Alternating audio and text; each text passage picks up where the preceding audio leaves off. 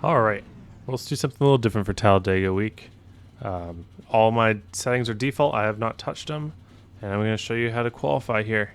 These are all the techniques that were used by people for like the college series and all of the try-hard super stupid qualifying stuff. So if you want to learn how people do that, this is how you do it. So I'm going to start at pit road in fourth gear because you want the tires to be as cold as possible. So I'm just going to crawl off a pit road in fourth gear here. My anti-stall is helping me out a bit. And I'm just going to bring the truck up to about 101 to 102 miles an hour. Why am I doing all this? Well, I'm trying to keep the tires as cool as possible, and you will get a black flag if you go under 100 miles an hour for a sustained period of time, and really anything around this isn't too big of a deal. So the truck gets a little bit wound up. So once I'm off of pit road, I will go full throttle. You can probably wait a little bit longer and still have the same speed at the line of your lap, but it probably doesn't matter too much. So what I'm going to be looking for here is a couple things. I want to not turn my wheel. And also, if you've watched the Xfinity video, you can shut this off because I have already said all these exact things. But yeah, on this out lap and the first corner of the first lap, I just want to make sure I'm not turning the wheel too much because that'll add heat to the tires and we don't want heat in the tires.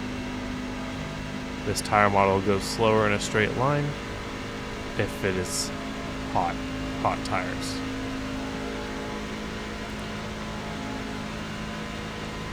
So really the fastest way to go about here doesn't matter for this part. We're building up the speed all the same.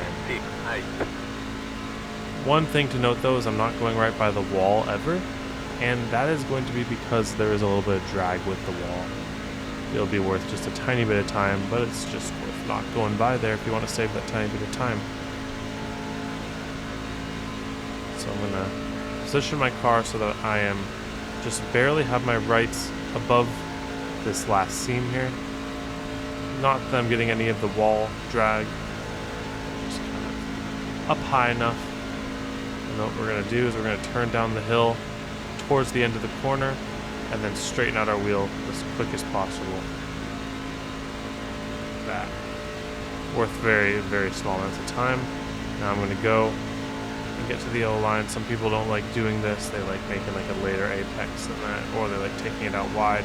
I just like how this sets you up for right here. I'm right by the yellow line already. So now I'm just going to try not to hit the apron, of course. Keep it as close to the yellow line as possible.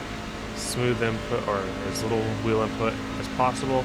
As we get to the end of the corner, I'm going to let the car slide up about a lane and straighten out the wheel.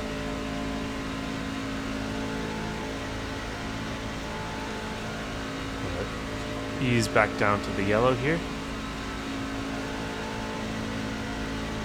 Right on the yellow. Don't touch the apron. Just hold it. If it's hard to handle these corners without moving your wheel too much, you can turn off your force feedback. And then come up a lane. I don't like taking the apron at Talladega, so we're going to make our way early to the yellow line here. Just ride the yellow line. Gonna hit that bump. Should be okay. Don't hit the apron. 56.065. New fast flat for you. And that should do the trick. Most of the time that I'll lose to whoever's putting those crazy times down is just going to come down to how little you're turning the wheel in the middle of the corner and how close you are to the yellow line. The perfect lap, you never touch the wheel after you make your first little movement, and you never come up from the yellow line at all. But in terms of the race, really the same ideas. You know how much I like being out in front. If you can control a super speedway race more times than not, it'll work out in your favor, in my opinion. But anyways, thank you all for watching. Hope you have a wonderful day, and I hope to see you all on the track.